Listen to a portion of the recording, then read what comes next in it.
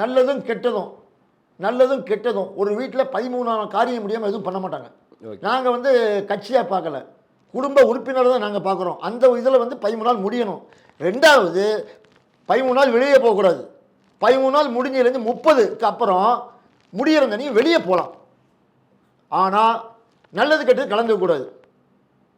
புரிஞ்சுட்டீங்களா? ஆனால் ஆயுத பூஜை கொண்டாடலாம். கரெக்டு தான். எப்படி? அந்த ஆயுத பூஜை செய்யற தொழில், அந்த வாகனத்துக்கு நீங்க சொன்ன பாயிண்ட்ல தான் நான் கேக்குறேன். 16 நாள் துக்கத்துல நல்லது கெட்டது எதுலயுமே கலந்துக்க கூடாதுன்னு சொன்னீங்க. கரெக்ட், ஏத்துக்கிறேன்.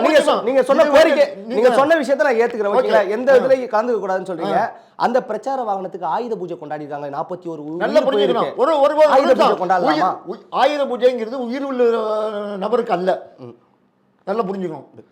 நம்ம செய்யற தொழிலுக்கு உண்டான ஆயுதம் இருக்கு பார்த்தீங்களா, அதுக்கு நன்றி செய்யறது தான். அது பூஜைன்னு கொண்டு போல.